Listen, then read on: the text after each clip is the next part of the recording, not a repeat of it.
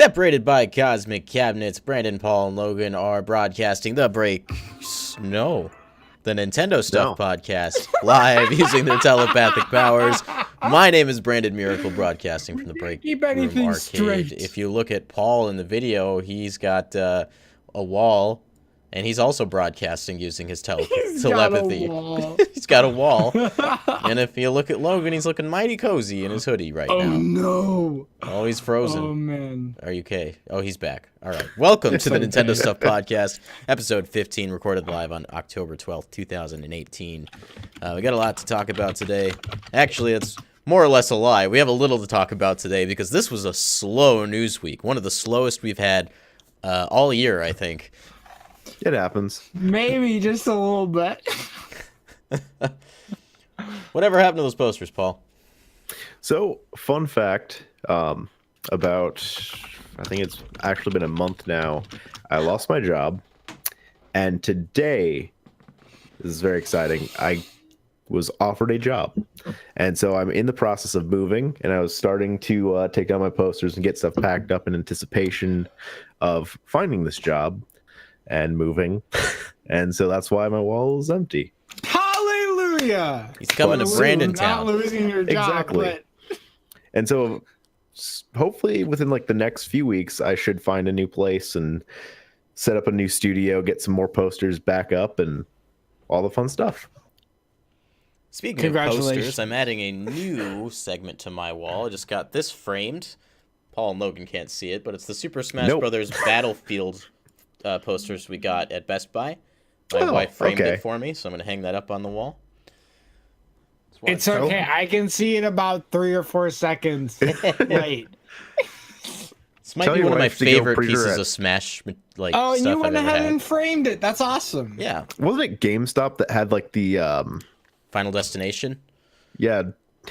Have your wife go pre-order it there. Yeah, if you pre-order at GameStop, you'll get a Final Destination version of essentially the same poster, but I don't think the logo is like strewn across the middle of it. That's a nice touch. That was the only problem with the poster they gave us. That said, I kind of like it for this poster specifically, and like the logo's a little reflective, which I think is cool. Speaking of Super Smash Brothers, you know, at the beginning of our Nintendo Stuff show, we always like to start with the Super Smash Brothers blog posts for the week. So we'll go ahead and get right into that, with the first post of the week being Wii Fit Trainer. A fighter that attacks with healthy moves like stretching and yoga poses. That's quite the sentence. You can pick between male and female versions. Charging up Sun Salutation all the way recovers a bit of health. So I'm going to take you guys back to 2013 E3. That's like 5 years ago. I know, right? Where we got the Super... I can't believe it's been so long. I don't remember 5 years ago. I'm not that old. What? We had the Super Smash Brothers for Wii U and Nintendo 3DS reveal trailer, which is fantastic by trailer standards even today, watching back at that. We had Villager and Mega Man revealed both in that trailer. Mega Man obviously drumming up an incredible amount of hype with the way that he was revealed. And then we had one more newcomer revealed later in the day, not exactly on stream. And that was Wii Fit Trainer. I remember, Paul, being at your house and that news breaking while we were just kind of sitting around, and we weren't sure whether to believe it or not. I genuinely just don't remember this. I mean, it sounds about right. It seems like the odd kind of thing that they just kind of throw out after the fact. It definitely gets people talking. It's such a weird character too. I mean, like, having played as her, and like, it's hard to figure out at first. I resent your use of the word "her," considering there is an alternative only one costume version for him. No, there isn't. There's only a female Robin. Because it's good for identity politics. So yeah, Wii Fit Trainer, just like the random Sakurai pull, like this is the character I'm going to see as a joke. Well, the community sees as a joke anyway. I'm sure Sakurai probably has a very different look, or outlook when it comes to Wii Fit Trainer. But I kind of love this because Wii Fit Trainer embodies the entire Wii era in a way, because Wii Oh, Fit was a definitely. craze. Oh, it was huge. Yeah. It was absolutely just like ginormous. Wii Fit also is like one of my favorite stages in that game. Like just the mirror and like you can watch yourself run off screen and you can still kind of see yourself and figure out what's going on. Like I love that stage for no reason. Yeah, it's really cool. I think my only complaint with that stage is that it's, you know, it's got walk-offs. If it didn't have walk-offs, we could play on it legally. Dang. Gosh dang competitive scene. But Wii Fit Trainer is one of those characters too that like if you get really good, it's hard for other players to kind of anticipate what you're going to do because the moveset's just kind of weird. Yeah, like all of her attacks are, you know, stretches, yoga poses, that kind of stuff. And the hitboxes aren't exactly what you would anticipate. Like you look at her forward air, and she kind of sticks her hand up in the air, but at an angle, and then sticks one foot out in the opposite direction. And I could be wrong, or maybe that's her neutral air. Regardless, it's one of her aerials, and the hitbox on that is very small, but just very precise, and it's really strange. You look at other moves in her moveset, like her side B, she hits a soccer ball, and it travels at kind of a weird angle. I love it. I really love that move. Okay, yeah. Dream Drop clarified that I was talking about her fair. Yeah, it's so strange. Like her up B is the hula hoop minigame from Wii Fit, and if you mash the B button, you can go up higher. I didn't know that until I think last weekend when you told me While you mash were the B recovering. button. And then she has a down B called Deep Breathing, I think, where like there's this little mini game you have to play where you have to line up the circle as it closes in on the big red circle, and if you do that, you get a boost for, you know, but however long. It's Yeah, not like I the most used efficient that. move, but still. Yeah. I found like one opportunity to use it when I was playing as Wii Fit Trainer, and that's as you knocked me into the air and I'm falling back to the stage. I'm like, well, I got time for this. And I didn't kill myself, so I mean, it's strategy. That's always a it good works. thing. And then she If has there's one thing I'm good at in Smash, it's killing myself for Brandon. That said, I have a lot of fun playing as Wii Fit Trainer just because of how strange her moveset is. And I feel like these kinds of characters get a bad rap for that. Like, you know, they don't belong in Smash because they don't have an easily understandable or, you know, quick to come up with kind of moveset. But no, like, these are the kinds of characters that Sakurai and his team really have to put their heads together and come up with something that's fun and unique. And I think they definitely did that with Wii Fit Trainer. Oh yeah. I actually really have a strong appreciation for those characters because when you find someone who like figures them out, they're just the best matches that you will play hands down. Yeah, another couple characters I had in mind were like Mr. Game & Watch, which is like a real amalgamation of the entire Mr. Game & Watch or Game & Watch brand. And then you have Duck Hunt, which is literally just a cultural icon that has no moves at all, but they made an entire moveset for it. Yeah, it's like obviously great. like Duck Hunt is like, okay, you yourself, you are the person shooting, but then it's like, okay, we're gonna make like, it's almost like a meme, you know, of the duck and the dog from Duck Hunt just kind of like smushed together. Definitely an inventive moveset. You got to give props to the team for that one. Oh yeah. But that brings us to the next fighter for this week, and that was Dr. Mario. He has more attack and launch power than Mario, but his jump and recovery are not as good. Pro tip: you can repeatedly press the B button when using his down special, Dr. Tornado, to float up a bit. So Dr. Mario, obviously I'm glad to see him back, but I remember the way he was revealed in Smash 4 was a little unconventional, being that he was one of the few characters revealed in the massive ESRB leak right before Smash 3DS launched. And then I remember people were upset because he was a clone. I mean, well, he was already a clone before. Did you really expect that to change? I mean, this time around, like, well, in that case, I actually viewed him as a little more unique because they had changed Mario. They had given him Flood instead, and other like smaller tweaks. But I think that absence of flood actually makes him a little more appealing to me. Yeah, you have a lot of people who miss Mario's Mario Tornado from Melee and Super Smash Bros. For 64. And that move has been transplanted onto Dr. Mario and pretty much functions the exact same way. But then you have other moves like the Mega Vitamin, which has a different like rolling pattern when you throw it out. And the Cape has different properties. And like they said here, he's stronger, but has a very, very, very poor recovery. I don't know. If you've never played as Dr. Mario, you will not know what it's like to try and use up B to get back to the stage, only to find out that you only go up half a foot in the air before you die. I'm surprised they didn't give him a flood that shoots like cough syrup. I'm glad that we got Dr. Tornado. Like, I actually really do miss that move for Mario. So I'm glad that there's at least a version of Mario you can play as where you do have that. Yeah. They've also made some adjustments to his moveset. His dare, his down air, is now a full-on spike, which is awesome.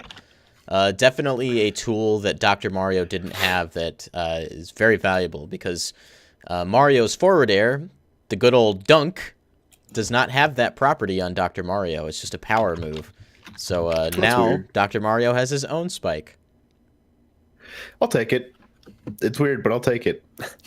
Welcome to the team, my man. That brings us to the next day. Today's music, you can now listen to id, Purpose. Enjoy Takashi Kuramochi's arrangement as you reminisce about the moment you changed destiny. And this comes from Fire Emblem. This is actually the second Fire Emblem track we've gotten. And I believe the only series so far that we've gotten 2 tracks for at all on the website. So, kind of cool. I want to interject real quick. Obviously, this isn't necessarily Smash Bros. Related, unless you consider the fact that Smash Bros. Just is Nintendo, and so it's Nintendo related. I can't wait for Three Houses. And I have Awakening in my possession, and I haven't beaten it. I feel incredibly guilty that I haven't beaten it, but I think this week, it's time to get around to You got homework playing now. that Look game. at you go. Man, Yeah, I think love that's my Fire homework Emblem for the week. Awakening. Yeah, and a it's funny good because game. like I adore the Fire Emblem for the GBA, which is the first Fire Emblem game released in the West.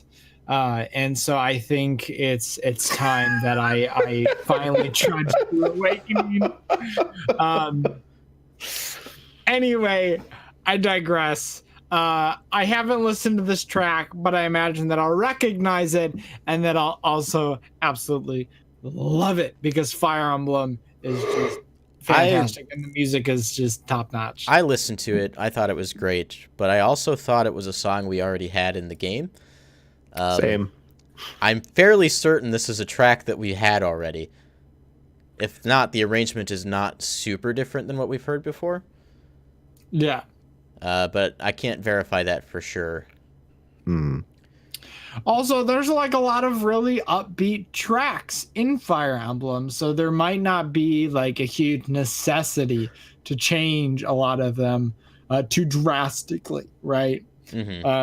Compared to plug the last episode of Smashing Tunes that I did when I covered an Animal Crossing song and the main Pikmin theme, right? Which are both like very, very low key, right? But then the actual arrangements within the new Smash Bros are radically different. So much so that they're almost unrecognizable, except for some of the core themes, which you really have to listen for. So it's not surprising that you hear this and you're like, oh, I don't know, it doesn't sound too different. You know, it doesn't sound, there's not a lot of contrast. So makes sense. Yeah. And it could just be like the overwhelming familiarity with the piece in itself that, you know, kind of makes it blend in my mind. Because that is one of the main Fire Emblem themes, I think, if I'm not mistaken. And this comes from someone who's only played 3 or 4 different Fire Emblem games. Yeah.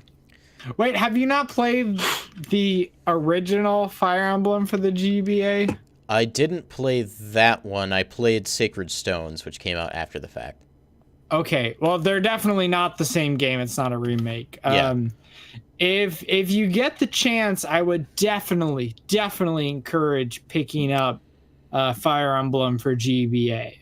Because it's not like a remake. It's just like the first one that was the out. Next entry that was coming out, and they just brought it here, just under the name Fire Emblem. Yeah. My first Fire Emblem was actually Fire Emblem Radiant Dawn on Wii, which at the time I did not know was a sequel to Path of Radiance on GameCube. Oh yeah, Path of Radiance was on the GameCube. I was talking to one of my new roommates about Fire Emblem and Path of Radiance because he's a fan.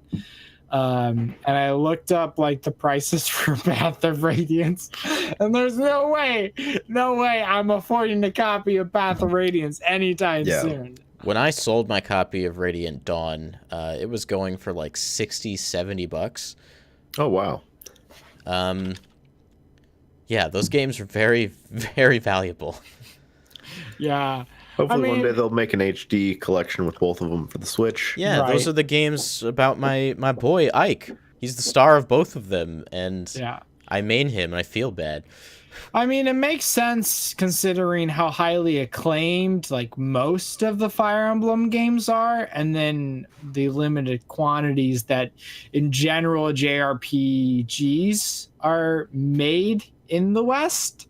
I would love to see I think it was actually Dream Drop Sora in the chat who's freaking out about Fire Emblem right now. He posted one of these, okay, you have this many points to spend, and here are the games and their costs, and what would you choose? In the Break Room Discord, which you can find in the description below. But one of the choices was a Fire Emblem like collection, like an HD collection, and I am like 100% for a Fire Emblem HD collection on the Switch. Like if they could bring Path of Radiance and Radiant Dawn to the Switch just in an HD collection, oh my gosh, that would give so many people the option to buy a game that is I would say prohibitively expensive, and then give the opportunity to play them before Three Houses releases in the spring of 2019. And they could also correct their very, very fatal translation error when it came to the difficulty levels. Because the difficulty levels were inaccurately translated. I believe normal was accidentally like put under the wrong slot, so most people who played normal in like Radiant Dawn were actually playing on hard.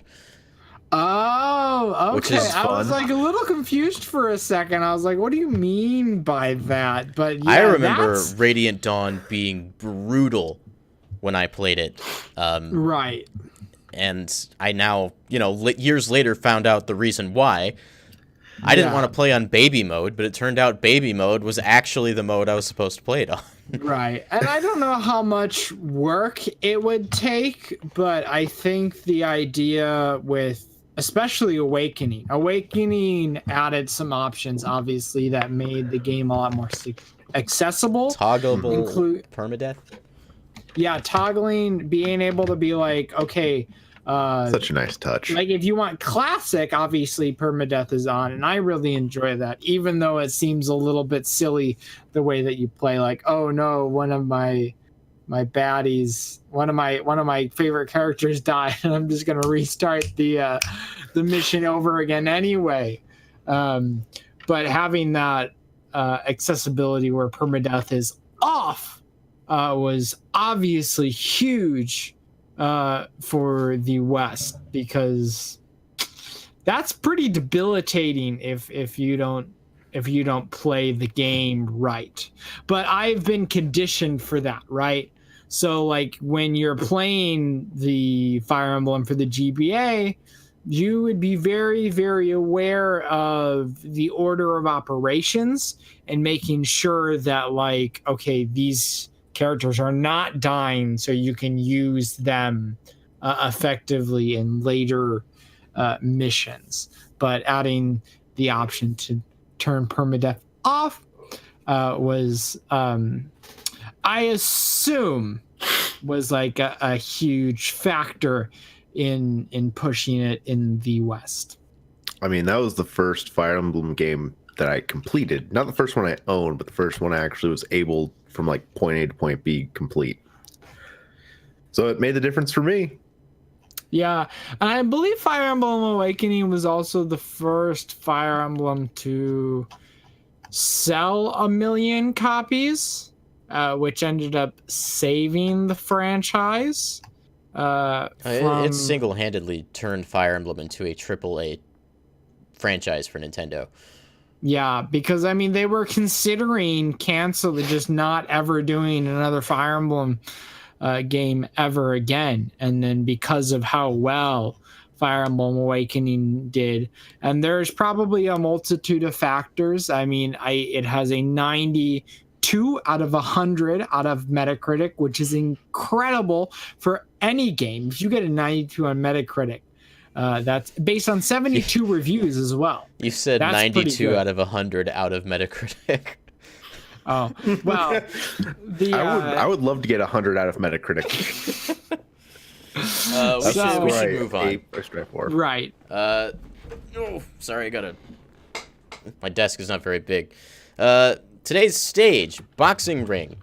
You can jump really high using the ringside rope, and when you attack the lights on the ceiling, well, you'll have to wait and see.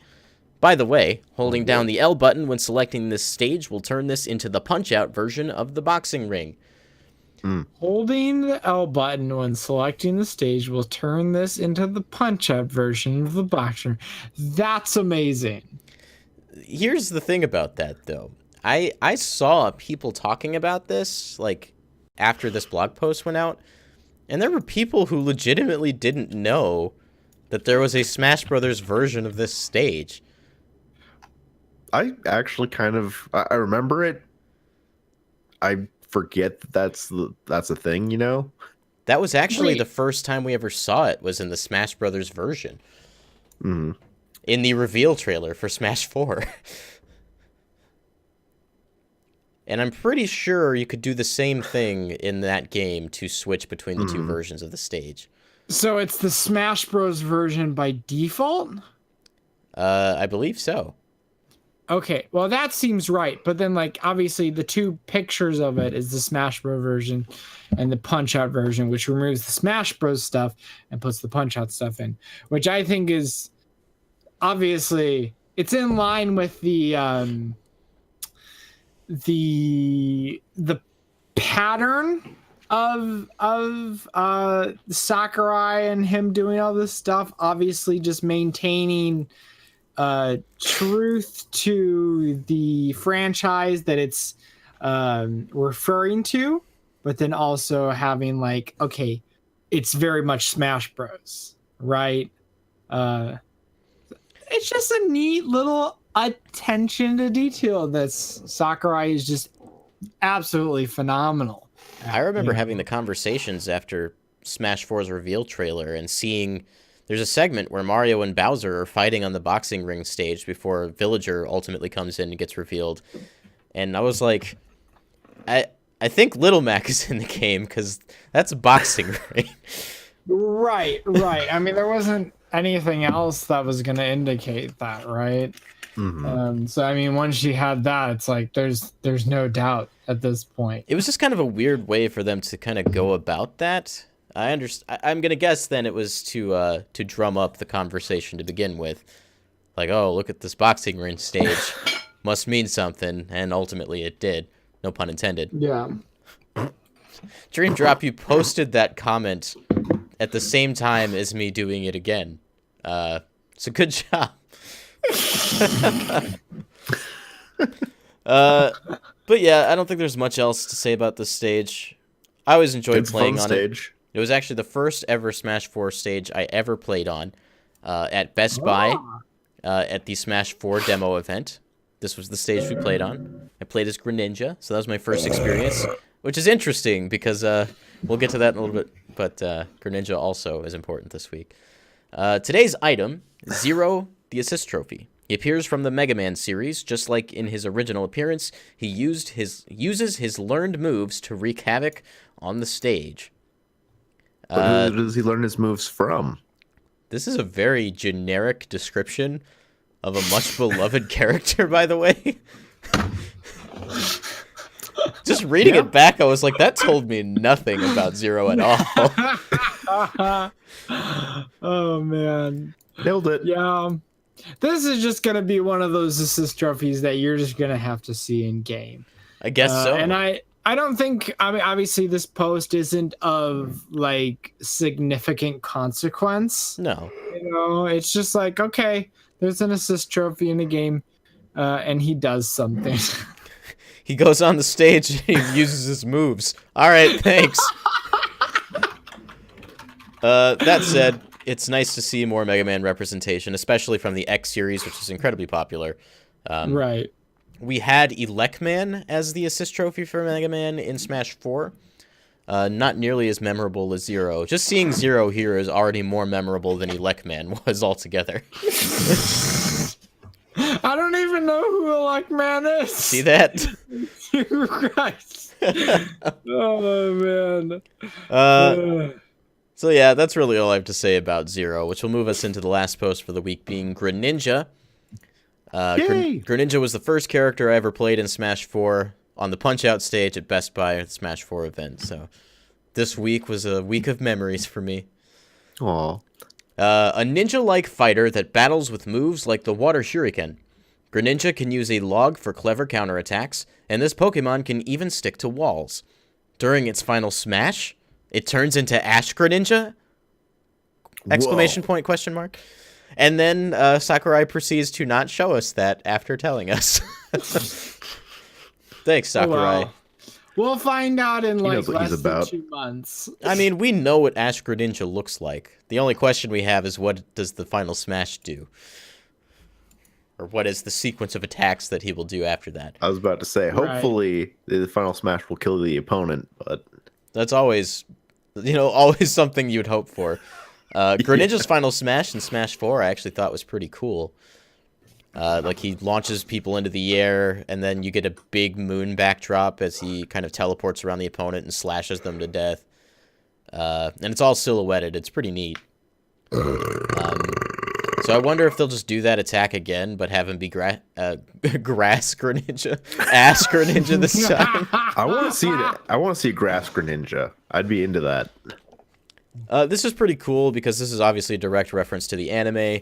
In a way, you can say that this specific Greninja is Ash's Greninja from the anime, which is kind of cool. And it's not the first time that the Smash Brothers series has done that. In the Japanese voice lines for Mewtwo's victory poses in Melee, he would make references to having questions about his existence and being like, where am I? Who am I? What am I here for? Which obviously is a reference to his characterization in Mewtwo Strikes Back, the first Pokemon movie. I like that. So, yeah, kind of doing it again here with Greninja, which is pretty neat.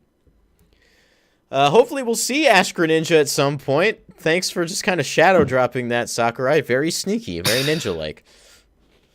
That's how we do, man. He's theming That's how we do. But that brings us to the end of the Smash blog posts for this week. I've been on Reddit watching the turmoil as people say that we're in the middle of a Smash information drought. And I'm like, guys, it's been 3 weeks since Isabelle. And we have less than 2 months until the actual game drops. Right. Yeah. Like, come on. Take a second, breathe. Everything's gonna be all right. We're gonna hear more information eventually. I was a little upset because I was seeing some people saying that we haven't had Smash information for 2 months, just ignoring Isabelle altogether. And I'm like, just because Sakurai announces a character that you don't care about, that doesn't mean that it didn't happen. Right. It still counts on the spectrum of Smash reveals. So, Sakurai's got plenty to talk about left. I see a lot of people saying that there's only going to be one more big direct before the game comes out. And I'm like, well, he hasn't talked about spirits. He hasn't talked about online. We only know about some of the modes. We haven't heard a lick about collectibles like trophies. Are there even going to be trophies in the game? We actually don't know. There's a lot we still don't know that needs to be kind of fleshed out for us. So I could see there being 2 more directs before launch at this point. And Sakurai has said, obviously, that they're not going to go as hard on the reveals. And that might be because there's multiple directs left and he doesn't want people expecting 5 reveals in each one. Understandable, yeah. But speaking of Sakurai, he talked about something I thought was kind of interesting this week. In an interview he did with The Guardian, he talked about playing video games that he dislikes. He says, I went out of my way to play games I didn't like or find interesting.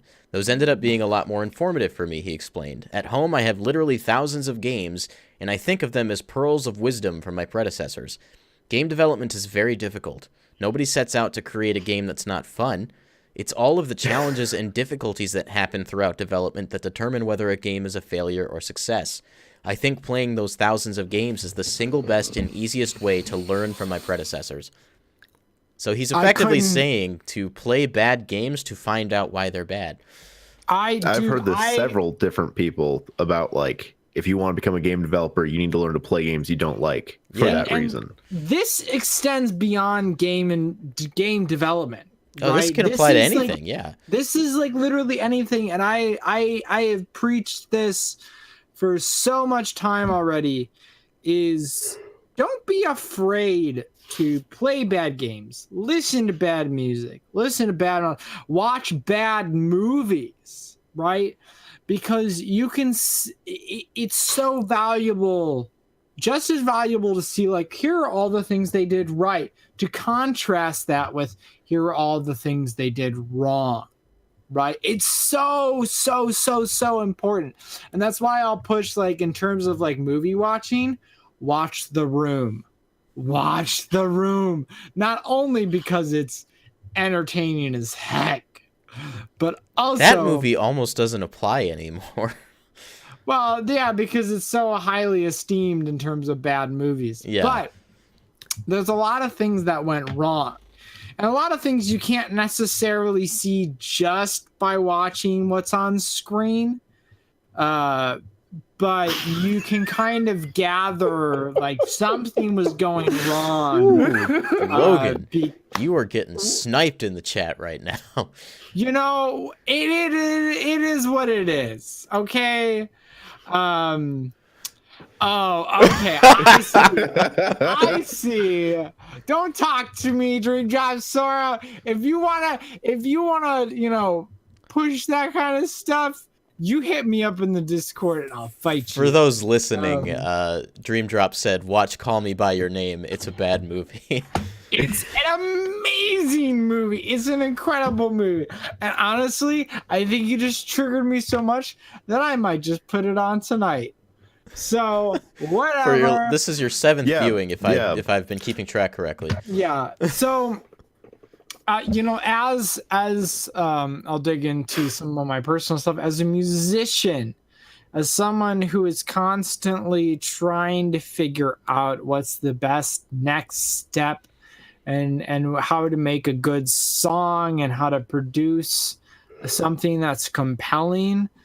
Of course I listen to bad music. Of course I listen to stuff that I don't like, because then I know what to avoid. It's just as important to know what to strive for as it is to know what to avoid. And so I'm so appreciative that Sakurai has said something of this magnitude, because I think it's so important. You look at a lot of the criticisms that people give Sakurai in his own games, and these are just probably things that he's missed on his journey through all these bad games he's played. Yeah. And I think it's also why he takes, consumer criticism so highly? Because there's value in it. Yeah. You don't want to take it too personally, but there is value in any sort of criticism. Obviously, you have to measure it against other types of criticism, because there will be conflicting pieces of criticism. But I think that's why Sakurai is such a fantastic developer, is because he can discern what is valuable and what is not, in the negative and in the positive. Look at Breath of the Wild. That game is a result of poor reception to certain aspects of Skyward Sword and how constrictive and limited the environments were in that game. So Aonuma and Fujibayashi and the rest of the team, they were like, well, how do we confront that? Well, let's just do exactly the opposite and make it huge and expansive. And then we got one of the most critically acclaimed games of all time. Right. That said, yeah, that doesn't always work out that way. You look at a fan base, and I don't want to target a fan base specifically because there are always good fans and not so good fans in every fan base. But look at the Sonic series of video games. A lot of the changes that take place in the games of recent, like within the last 10, 15 years, were a result of fan criticism. And some of those changes weren't always for the better. Like, it didn't always work out. Sonic had such an inconsistent history in the last 10 to 15 years. And a lot of that is just because the developers take those comments, they receive those comments, and they don't exactly know how to execute on them. Right. And that's important because it's a fair point, because not all criticism is good criticism. So you need to not just take that criticism for granted, but weigh it against other factors to determine whether the criticism is valid and how much of it is valid. Because sometimes there'll be like, just saying like, I don't like a game, that's a pretty simple statement, but it only every single 1 out of 10 on Metacritic. Right. It only may be reflective of one aspect of the game that individual person may not like and really not like, but there may be other good parts of the game. And you mentioned Breath of the Wild, and that, I think that's a fantastic example, is you get somebody who is, you get the producer of a game giving criticism to the rest of the developers and the director, and they make so many changes based off of that one piece of negative criticism, because he forgot to say that here are the positive things. Don't change these things, but definitely change this one thing, right? But when you change this one thing, that can have devastating consequences on the rest of the game. So it's all about having that conversation and determining how much is good, how much is bad, what is valid criticism, what is invalid criticism, and it all kind of depends on where that stems from. Just because you don't enjoy a game doesn't mean that all of it's bad. The example you brought up with the Breath of the Wild example extends to other games that Nintendo has done before, such as Paper Mario Sticker Star. Miyamoto made some comments about story to the team that the team then went way too far with the result, or the way to fix that. Right. And that probably came as from a similar direction where Miyamoto didn't tell them what they were doing right, so they assumed everything they did was wrong. Right. And so you're only able to act on as much information as you're given. And so if all of that information is negative, then you're not necessarily certain of what is positive and what you shouldn't change. That's why communication is so important. So let's move on to our next couple of topics. We actually have some sales numbers from some Nintendo mobile games. Dragalia Lost and Pokemon Go. Both coming from Sensor Tower. Dragalia Lost has estimated $16 million in its first 2 weeks of availability. That has surpassed the first 2 weeks of Animal Crossing and is very close to surpassing Super Mario Run to be in second place for highest grossing Nintendo mobile game, only behind Fire Emblem Heroes. So we quickly shot up in the ranks from that first weekend. Yeah. Mm-hmm. So over the next couple of weeks, Dragalia is obviously it's going to surpass Super Mario Run. It is well underway. You know, that momentum increased exponentially. So I can very much see Dragalia becoming one of Nintendo's most profitable games on the market. I mean, that's no surprise. That game is so good.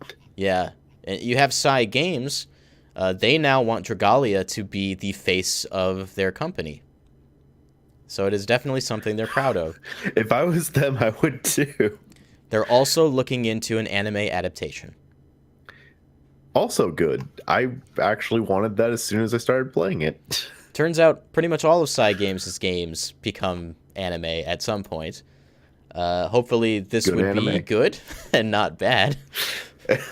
But I like the world of Dragalia. They have a really cool lore going on, great art direction.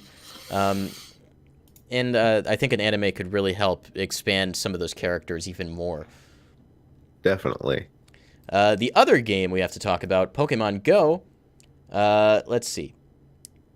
The game has made a staggering $84.9 million during the month of September. Wow. Wow. $84.9 million in 1 month. Yeah, I don't know like where that money is going, and like obviously I think there's a lot of investors in that game, so it's probably being divvying up like between a bunch of companies. It's going to make new Pokemon.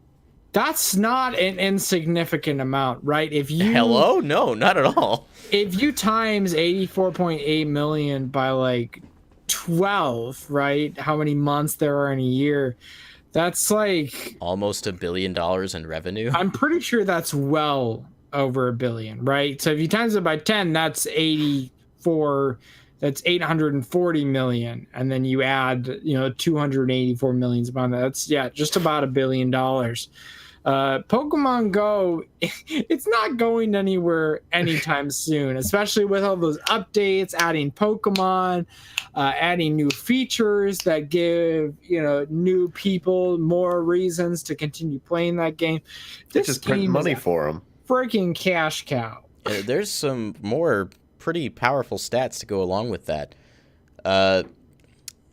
It was an 89% year-over-year improvement compared to September 2017, which is an astronomical increase. The AR gaming phenomenon also saw an additional 8.86 million downloads worldwide over the course of September. This was Pokemon Go's strongest month for installs in 2018 so far, and it represents a 100% increase year-over-year compared to 2017 September. That's impressive. With the addition of September's figures, Pokemon Go was able to finish out Quarter 3 with its highest earnings since Quarter 3 of 2016. That was launch year, wasn't it? Wow. Right. Life to date, the game has reached an estimated gross revenue of $2.01 billion worldwide. Slight difference from $2. And has seen 522 million all-time downloads. Absolutely incredible. Oh, yeah. Yeah, I mean, we all knew that Pokemon Go was going to be a success, and obviously it was huge when it first launched. But we knew it had some legs, and so as they continued developing it, adding new features, adding new Pokemon, I mean, we're kind of seeing the fruits of that labor. Like, this is a lot of cash. And as more people continue to play it, as they add new features because it's a more compelling experience, and as there's more Pokemon to collect, and we're only like 3 generations deep, and we're about to enter like Generation 8 or something like that. Generation 4 was just announced for Pokemon Go this last week as well. Yeah, so this game is going to do fine, especially as they just keep adding new features that are going to keep people playing this game, right? Yeah. So I think the other month they announced something like 65 million active monthly players. And that's not an insignificant amount. It's But reached the peak of like those 2016 numbers yeah, at least so twice now, I think. especially once like PvP battles get added, and that's something we've been asking for forever. But once they get actual like PvP battles like in here, like that this game's not gonna end. Like all of a sudden, like you've placed the final like piece of the foundation, and people are gonna play this indefinitely. There's a lot of things that I think support that growth. One of them being Pokemon Let's Go Pikachu and Eevee coming out in November. Oh yeah. The recent release of Meltan, a brand new Pokemon, and the only way to get it was in a mobile game, not even a mainline Pokemon game. So I can definitely see like a lot of Pokemon fans suddenly flocking to the game in preparation for Let's Go, and also to experience a brand new Pokemon. It's crazy to think that a franchise that is over 20 years old still has this much staying power. Pokemon is a cultural phenomenon like no other. Yeah, I can't think of another parallel that just like, has overtaken people and stayed with people for so long. Yeah, I'm interested in seeing where Pokemon is in 25 years from now. Yeah. What is Pokemon going to be? Pokemon! Well, think about it. I mean, like, what's Pokemon going to be to my children? Is that something that's still going to be prevalent for them? Oh, yeah, man. It's going to be just in the form of VR. VR Pokemon? VR, AR Pokemon. Obviously, we already have the AR part. But once the VR part comes in, they're just walking around the neighborhood with, like, headsets on. That's what's gonna happen. Also this week, the Octoling Amiibo 3-pack that has seemingly existed for 30 years now, but still isn't out. We finally know what they're going to do. So the Octoling 3-pack will give you access to 3 new different sets of gear. One being like a knight's armor gear. Another one being like a witch's outfit, which is fitting since we're about to enter a Splatoween. Yeah. And then there's the last one. The last one has been quite a topic on the internet since this was announced. For those of you who haven't seen it, it is the mascot of Wahoo World, which is the theme park stage in Splatoon 2. And the mascot is some kind of hideous creature I have never seen before. I don't know if it's a dog, or if it's a mammal at all, or if it's supposed to be some kind of fish. Trying to be like a messed up Mickey Mouse. Like off-brand Mickey Mouse. Off-brand Mickey Mouse. So like Splatoon if Mickey Mouse 2 was Mickey also Mouse. like half goofy. If Mickey Mouse was also half goofy, and then you take the off brand of that. With like Hey Arnold shaped head. For those of you who haven't seen what we're talking about, look it up and see for yourself, because it's quite a sight. And that's really the only reason I wanted to talk about this, because, excuse me, what? How messed up he is? Yes, it's creepy. That's great. I want to see only this outfit during Splatoween, like all over Inkopolis. Just this, not even the outfits they're giving us for free. Speaking of which, if you haven't gotten your free Splatoween outfits, put your Splatoon 2 cartridge in your system, and then go to the news channel and find the one about the outfits, and that will add them to your game. I think you get 4 outfits for free. It's kind of cool. Not bad. So yeah, just something to keep in mind. Moose Man says, "Whoa, what happened to your posters, Paul?" I'm moving. If you go back to the beginning of the episode, I talk about it. I accepted a job in Rockford, so I'm in the process of just moving, packing everything up, and getting ready to go. I'm trying to be closer to Brandon. It's me. Also in the news, something that I don't think anybody expected, Nintendo shadow dropped a game onto NES Online. This being The Legend of Zelda Special Edition. And for those of you who don't know, The Legend of Zelda Special Edition actually starts your game with some souped up power. You will have the white sword, the magical shield, the blue ring, the power bracelet, extra heart containers, full money, full arrows, full bombs, and I think that's it. But basically, you're going to be incredibly powerful at the start of the game. I'm oddly okay with that. Yeah, this game's really hard. Like, I have on several occasions started the original Legend of Zelda, and it's pretty unforgiving. So the fact that this version of the game exists at all, and I'm not sure if it existed back in the day, like on a cartridge. It did not. This is new. Yeah, the fact that this exists is pretty significant because a lot of NES games are notoriously difficult, especially when they involve like a definitive beginning and an ending, which a lot of these games don't because they're like sports games and such. But this is something that, you know, earlier in the week I was like, oh my god, I might actually play through the original Legend of Zelda now. What they need to do is apply so this to hard. Zelda 2, an infinitely more difficult game. Oh yeah, so that's a good. I mean, obviously, like I have the means to play through something like Link to the Past, right? Mm-hmm. Which I think at the Super Nintendo era, they kind of gained hold of, you know, save points, and they were like, oh well, maybe this game doesn't need to be as difficult. I think But Zelda 1 NES was the first NES game to have a save battery in it. Yeah, still super difficult. Yeah.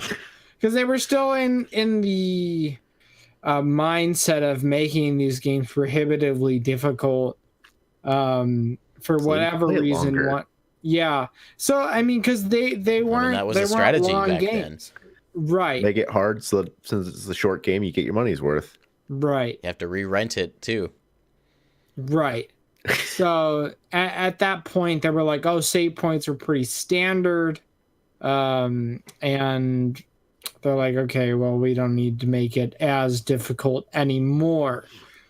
Something I still need to play through A Link to the Past, but the original game and then the sequel, which was very, very different. Those are things that I would like to experience, but they will definitely take some extra work.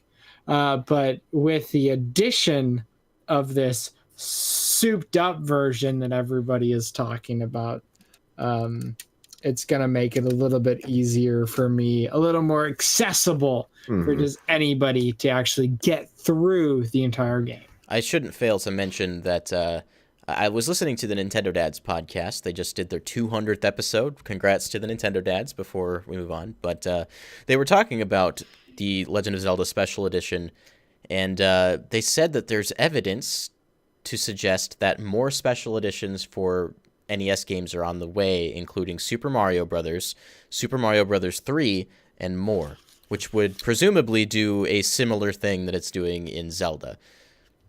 So I'm on board with that. Yeah.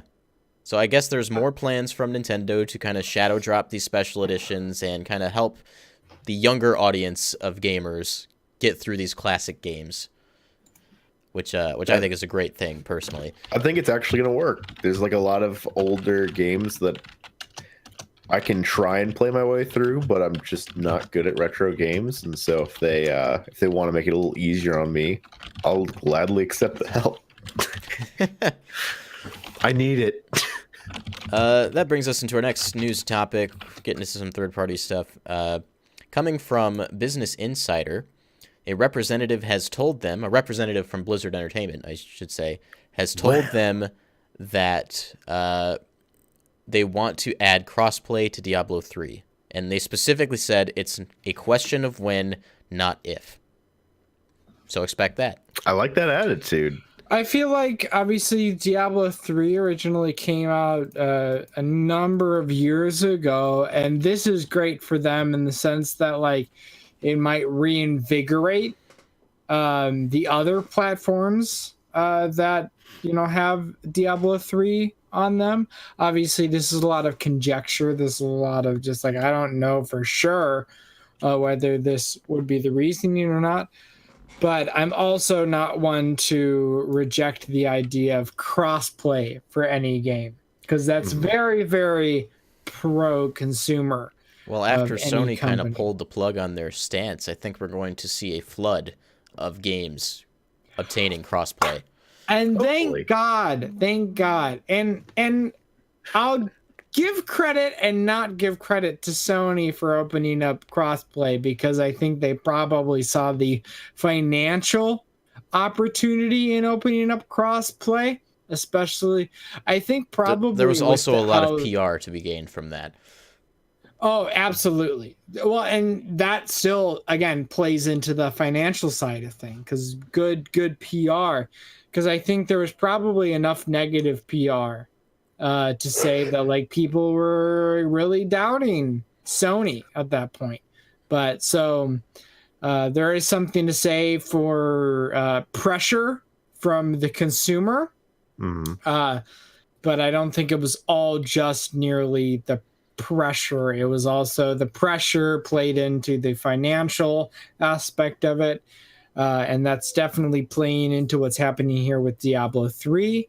I think crossplay should be a standard, and it's slowly but surely becoming a standard for cross-platform games, and I couldn't be happier. And so to see that Diablo 3 is considering that Blizzard is like, okay, let's see what we can do for crossplay for Diablo 3. I don't know what other games that they're currently not doing crossplay for. I don't think they're doing crossplay for Overwatch currently. No, they're not. Right, but I could see that down the line as well. Blizzard, at the time, when they said why they weren't doing it, was because of the unfairness between PC and console. But at the very least, we could get console crossplay, which I think would be valuable.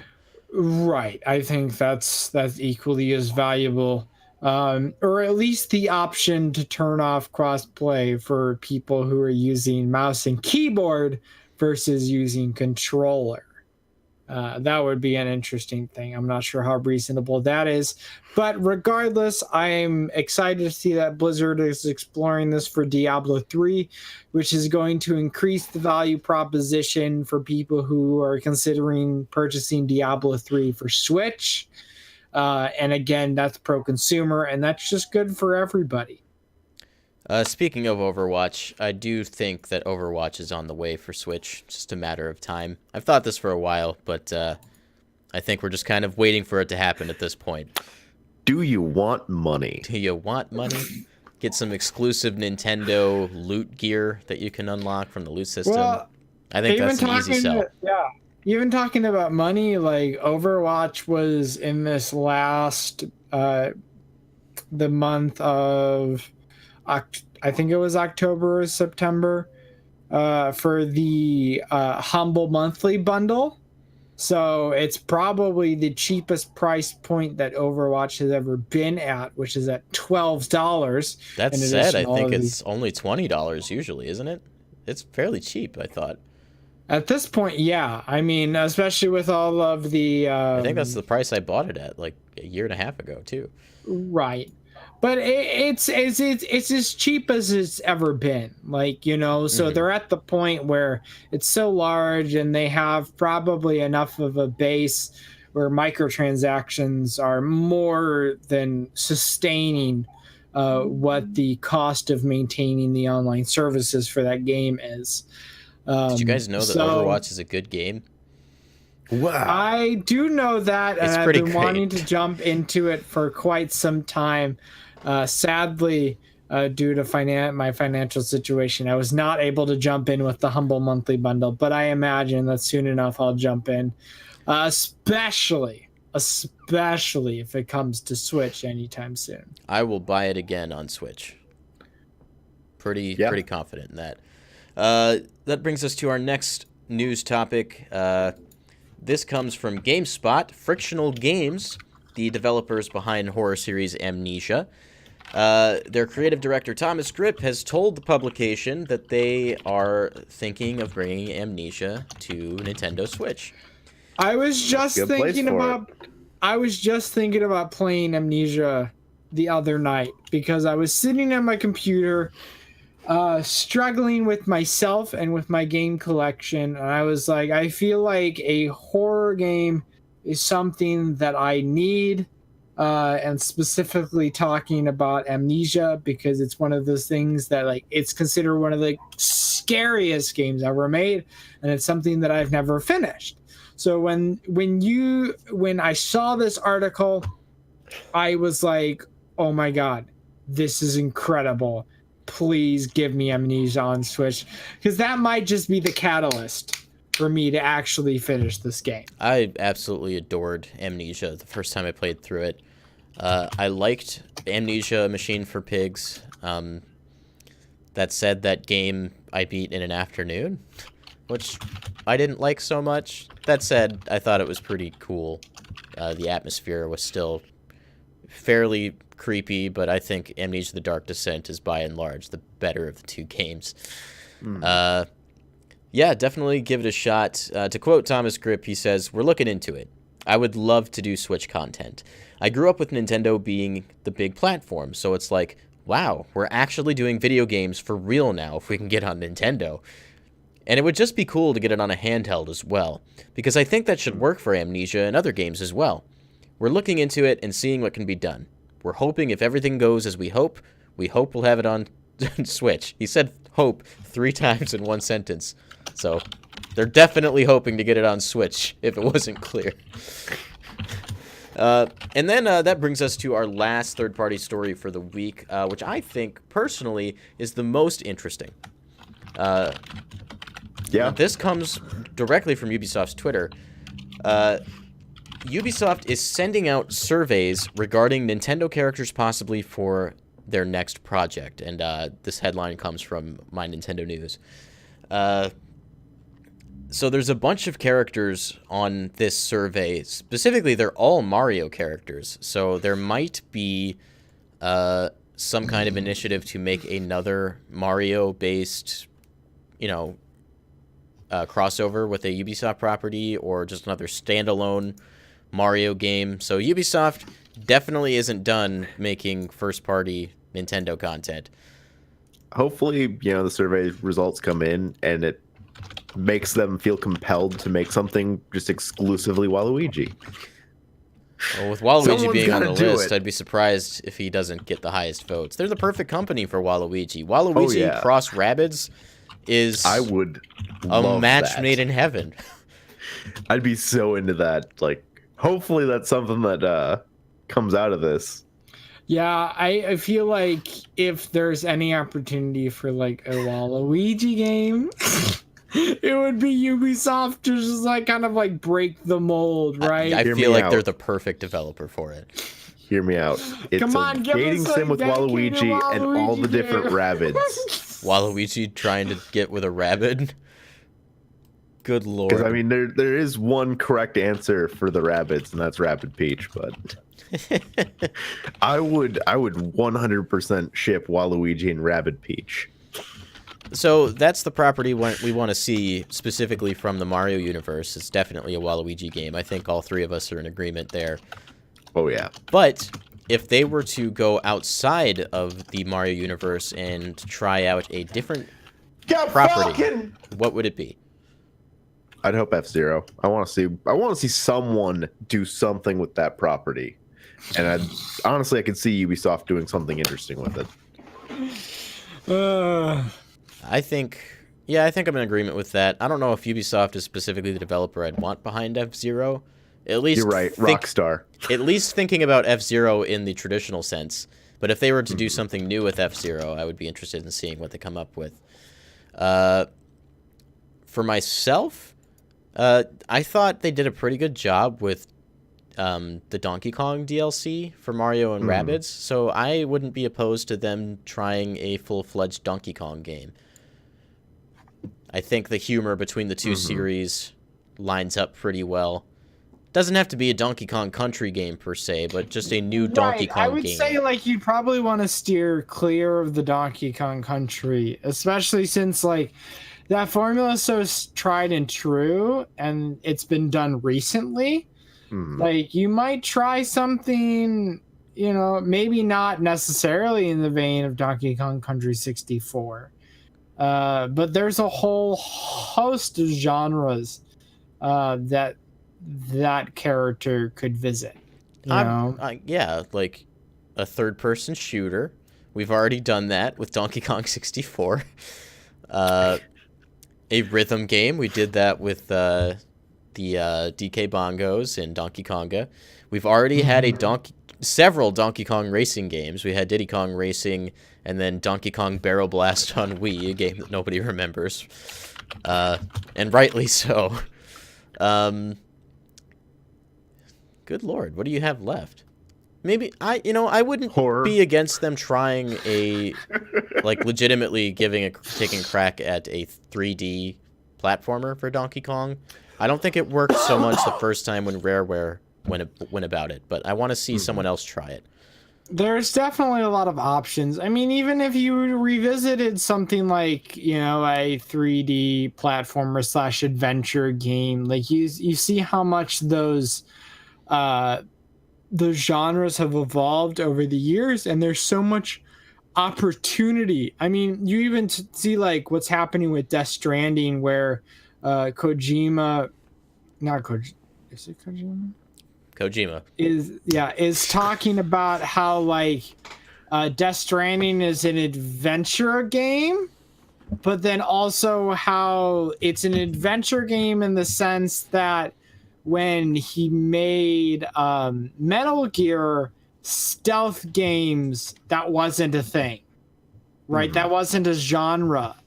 And so, man, who knows what could come out of that if you just find the right setting, you know? So as to say, this is a 3D game, right? If you divide games up into 3D and 2D, there is an enormous amount of potential as to what that could become. New Donk City Maker, where Donkey Kong is the construction head, and he and his team of monkey architects gets together to build New Donk City from the ground up. That sounds almost like Animal Crossing, but not. I'm thinking like Sim City style. This is my pitch. Are you listening to me, Davide Soliani? That's what I want you to make next. Just tell me that Donkey Kong's the mayor, though. Donkey Kong is the construction head. Because Pauline is the mayor. He could be the first mayor. There we go. But he is definitely like the founder of this city. Yeah.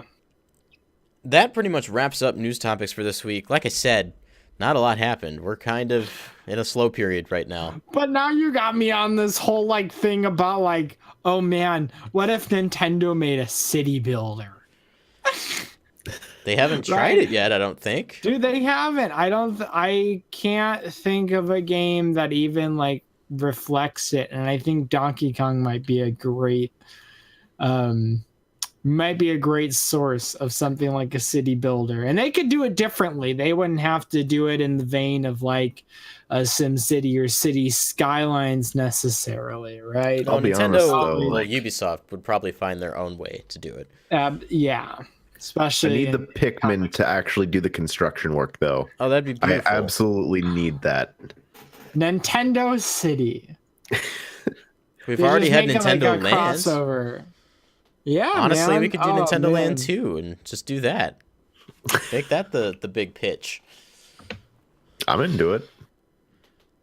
There's a lot of ways they could go about this, and I think we've set the stage.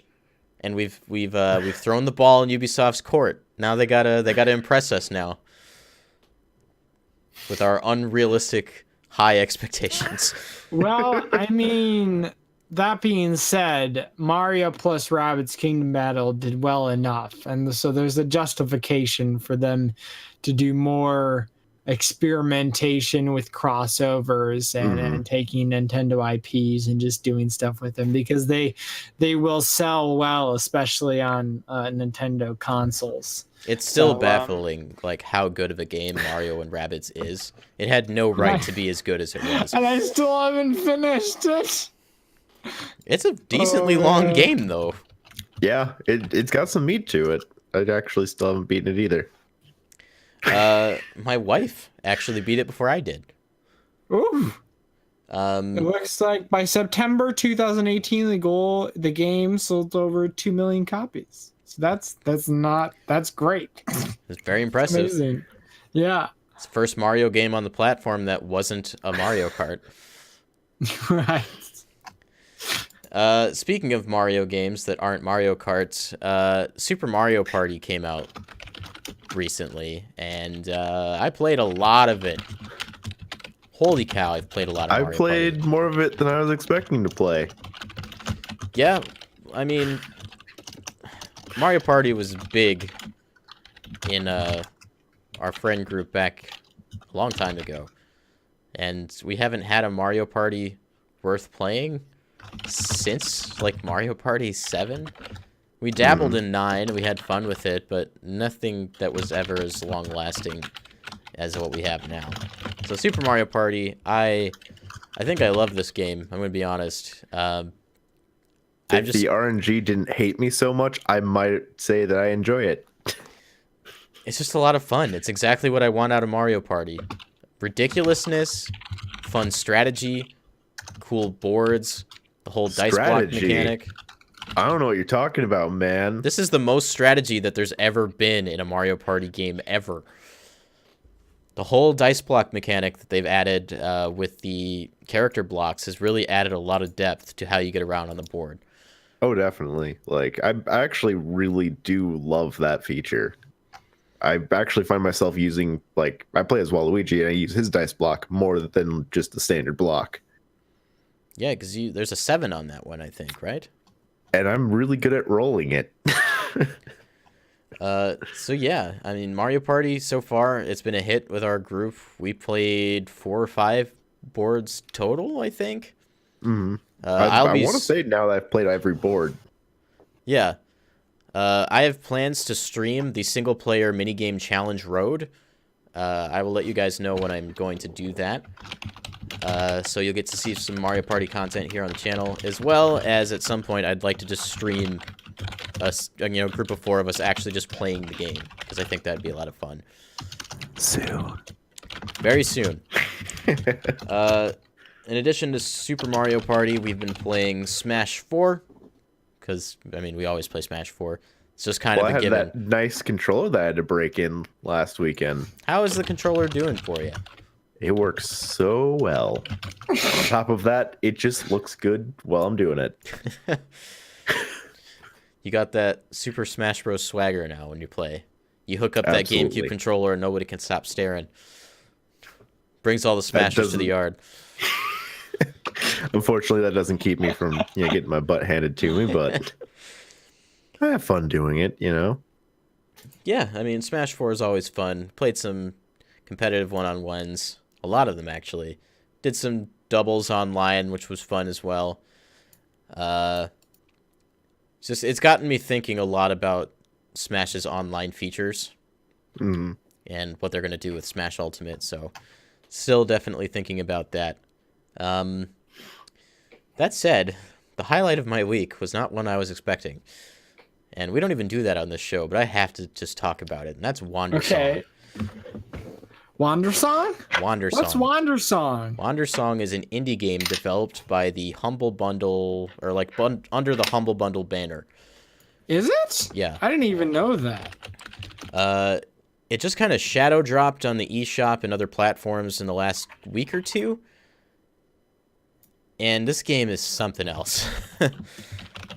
If you're not paying attention, like, you will just completely miss Wander Song because it got, like, no buzz at all. And it's a real shame because it's very good. So Wander Song, you play as a little bard. That's your name.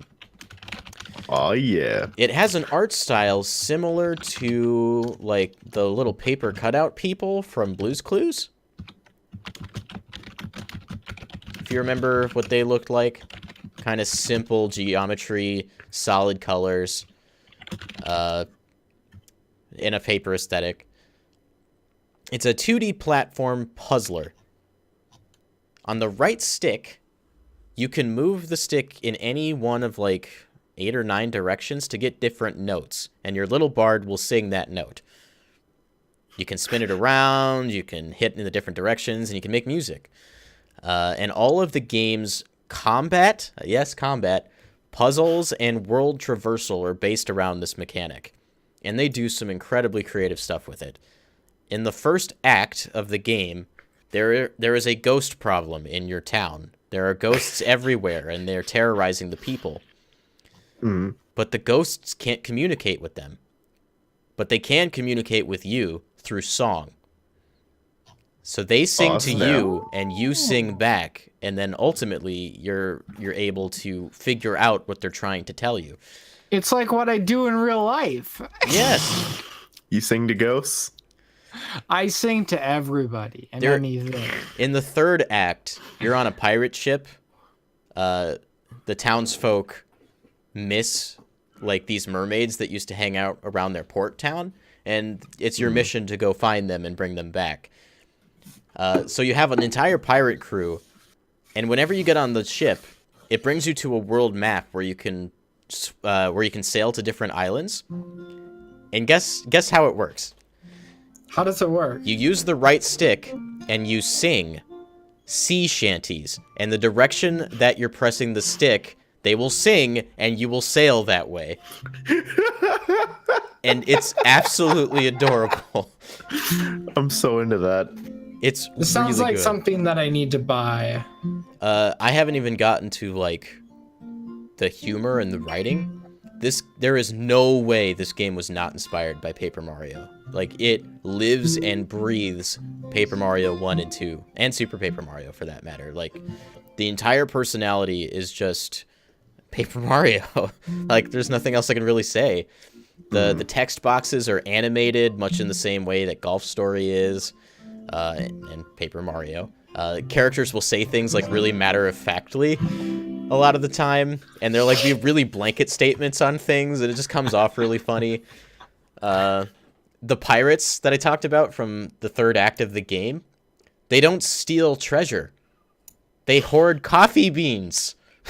Yes. They're coffee bean pirates. I want to join them. And they get around every night. They go to the bar and they drink coffee. There's one guy on the crew who's so tired because he hasn't slept ever since he joined the team. Because all they ever do is drink coffee, and it's too much caffeine. Right. You can buy Wander Song for $20 on the eShop Dream Drop. It's not very expensive. But I could talk day and night about this game. It's an absolute gem. I've been smiling ever since I started playing it. They touch on some very relatable human issues. There's a character in the second act who's dealing with the loss of her mother, and you go through this with a very quaint character arc with her, and it has an incredible conclusion. And I've seen that happen now 3 times, where the conclusions to each individual act are just so well written. And, like, in the context of the presentation, the game will always surprise you because they keep doing new things with the singing mechanic that you wouldn't expect them to do. There's something specifically that happens after the end of Act 3 that I did not see coming, and the entire gameplay changes to a different thing completely for, like, a whole thing. And I didn't know what to say about it, but it was amazing. There is so much love and care poured into Wander Song. I want to say I'm about halfway through the game right now. I mean, I could be wrong. It follows a similar formula to basic RPGs in the Paper Mario series.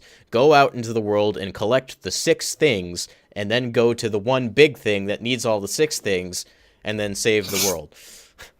Good. Wow. The beginning of the game starts with the little bard learning from a celestial spirit that the world is going to end, and that he can save it. And then he wakes up from the dream and goes on his adventure. I like that. I like that a whole lot.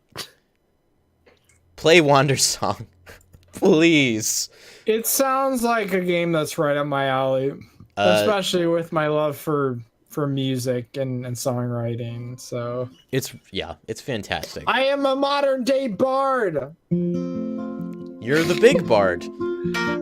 I am big bard. There is a So part you in gotta the find 6 small bards. There is a Take 'em part to Logan, right? There is a part in the game where you get to name your bard, but you only get 4 letters. So I named my bard Bran. Brant.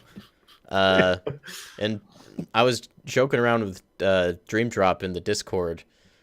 He wanted the game to be about you, Paul, and you to be the bard. And I was like, well, you can have 4 letters to name your bard, so your dreams can come true. That's perfect for me. But I have to be my own bard. Yeah, please do. I want to see it. So I implore you, please play Wander's Song. It is a Game of the Year contender for me right now. Oh, wow. Yeah. Game of the year? Mm-hmm. What other games have came out this year that might contend with that? Monster Hunter. Spider-Man. Spider-Man. God of War. Wow. And Super Smash Bros. That's saying a lot. This is a game I can see myself remembering and appreciating for a very long time. And it didn't take me long to realize that. That's why I'm trying to sell it so hard, because I think it's really good. Yeah, I got that impression from you that you might be enjoying yourself. A lot. Yeah, that's all I've played this week. I'm just gonna go back to playing that when we're done with the show. Fair enough. I think the only thing I've played outside of that, everything that you've played other than Wander Song, was I took a small opportunity while you were at work to play Taiko no Tatsujin. And, that game is still just a blast. It's really playing good. The same songs over and over again, but I'm still enjoying myself every time I'm playing, and I'm actually kind of getting the hang of it. It's definitely a game that you can master. If you don't have a lot of musical experience, or if you have no drum experience, you'll figure it out. If you're like a breadstick and you have no rhythm, you stand a chance still.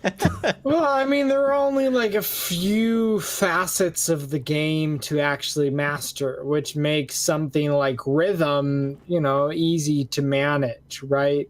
When you have the kind of understanding of music that I have and you're trying to make music freeform, it can go to overwhelming. But when you're just trying to master a simple game, and simple with quotes around it, right? Very deliberate quotations. Right. It's manageable, which is the important part about progress. I would love to play Taiko sometime soon, and I haven't gotten the chance to. It's not afraid to challenge you. The jump between normal and hard is a big leap, and the jump between hard and expert is an astronomical leap. So it will take a long time for me to even play a song on expert, all the way through. But I'm working on it. Yeah. I think I'm ready to make the jump to hard, or attempt to. I think you can do it, Paul. The attempt is the important part, as long as you're Dad believes in it's me. gonna take some work, right? Because there's gonna be a difference, and you're gonna have to work for it, just like in anything in life. But I'm video gonna get over games my are breadstickness. Yeah, a relatively safe way to experience something of that magnitude. For those of you who want to pick up Taiko no Tatsujin, don't forget it comes out in the West on PlayStation 4 and Nintendo Switch next month. So be on the lookout for that. And hopefully they bring the drum with it. I really hope they do. Any games from you, Logan? On my Switch, actually, so in addition to playing classic, and I'll say this, if you don't already play Binding of Isaac Rebirth, there is another expansion coming out in the near future, Binding of Isaac Repentance, in addition to Afterbirth and Afterbirth Plus, which are already out. If you buy the version on the Switch, it's normally will run you $40 for Afterbirth Plus, which that's what I paid for it. It was on sale for $20 a few weeks ago, and I cannot recommend that game enough, especially on the Switch. Like, if you have a chance to buy it on anything, buy it on the Switch, because that game is incredible. It's a roguelike, and it's so good. And there's a reason that I revisit it time and time again. But in addition to Binding of Isaac Rebirth, specifically the remake, and that's so funny to think that it's a remake, because the original came out in 2011 and the remake came out in 2014, but there's a good reason for that. Mainly that the original was written in Flash. Yeah, it was, wasn't it? Yeah, even despite that, it's still like one of the most played games I have in my Steam library. Yeah, I think I only put like 12 or 13 hours into the original, but once Rebirth came out, it just kind of remember like when let we it all started loose. college. Like, Binding of Isaac was a big topic for us because we were all kind of actively playing it. Yeah, well, I wasn't as much. I remember Josh would play it On his little iMac Air in the backseat of our car, driving it like 2 o'clock in the morning. Yeah, and he 100%ed that game, which is insane. Because I mean, this game to get 100%, you got to put some time in. But he 100%. He did. Rebirth came out in 2014. I put well over 600 hours into Rebirth. See, I like front loaded on Binding of Isaac, the first one, and just kind of only played a moderate amount of Rebirth and just kind of dropped off completely. Yeah. But Rebirth is so much better. There's so much more content they added, even with the initial release of Rebirth. I think I was the first one of us to pick up Rebirth, too. Yeah. And then Afterbirth Plus, and then Afterbirth Plus was supposed to be the last piece of DLC until recently, when Ed McMillan there will never realized, be a last piece of DLC. I refuse to believe it. I'm even doubtful that Repentance will be the last piece of DLC, even though it's more reasonable than Afterbirth Plus. Mostly because there's been some really, really robust pieces, robust mods. Well, that's what Repentance is Rebirth. based on, isn't it? Well, yeah, it's the majority based off of the Binding of Isaac Anti-Birth, which is a mod with some original additions, which are probably playing off some of the additions that were made in Anti-Birth to just kind of round out things. They're working with the original mod developers from Anti-Birth to create Repentance, and I couldn't be more excited for more Binding of Isaac. And it's funny because a lot of games, it's like, oh, there's more DLC. You kind of just roll your eyes.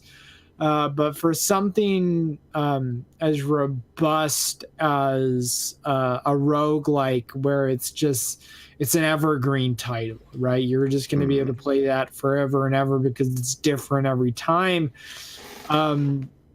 Man, this is a game that's really cemented itself in pop culture, and I couldn't be happier because I love it to death. So if you have not invested in Binding of Isaac Rebirth, or as it's mostly known on Switch as Afterbirth Plus because it includes all the DLC. There's no other way you can get it on Switch. Please consider buying this game, because if you can get through the initial learning curve and the initial grind, it's one of the most rewarding games that you'll ever buy.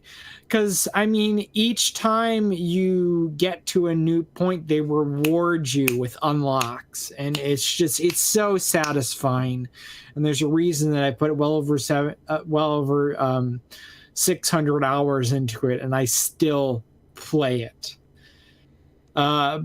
But in addition to that and Picross, which I'm just about finished with all the puzzles in Picross, I also restarted the best-selling game on Switch, which is Super Mario Odyssey, because that game is just magical to no end.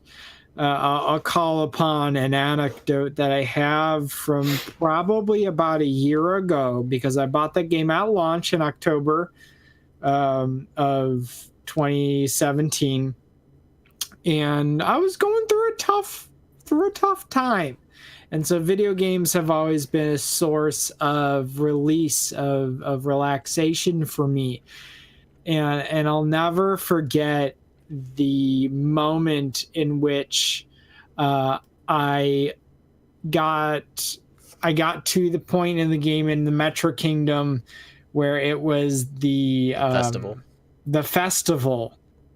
And I remember stopping halfway through the festival, hearing that primary tune throughout the festival, and just breaking down and crying, because it was such a moment in which it offered me such release from all the stressors of life, that it allowed me to even begin to think about how rough my life was. And I can't tell you how much better I felt after that moment, and how much value it added to my life.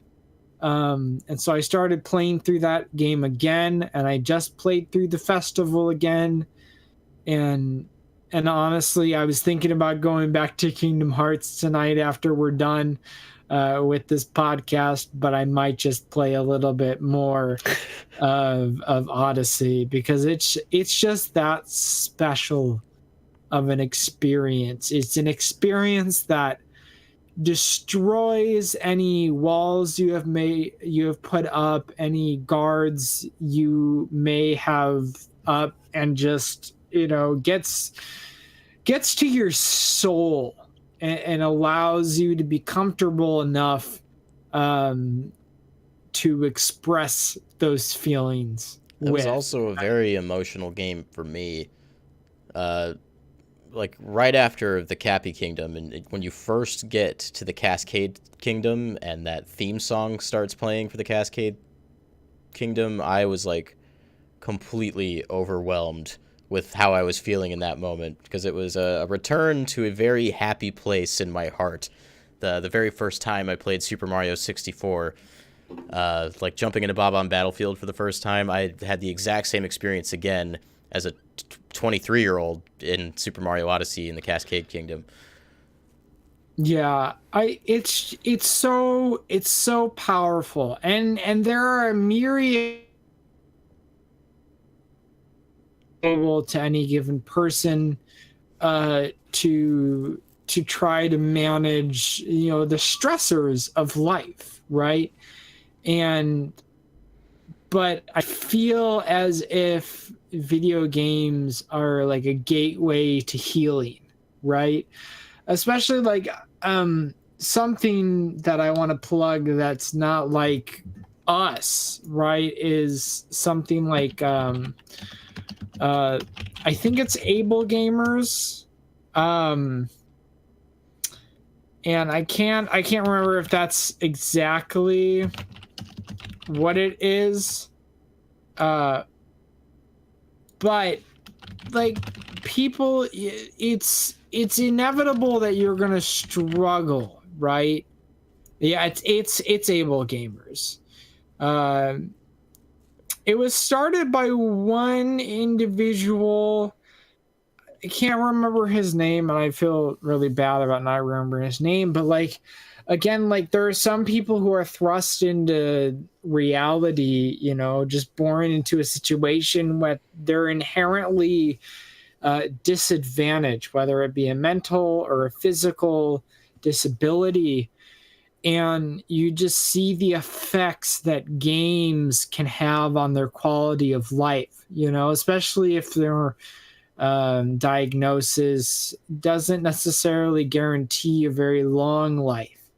But you can find that they find happiness and they find peace in these experiences. Look and at even Chris someone Taylor from just recently. yeah, like you are at the end of your life and you can still find peace, and you can find joy, and you can find a certain amount of escape from the inevitabilities that may come upon you. These things make people's lives better. And so something like Odyssey is one of those experiences for me.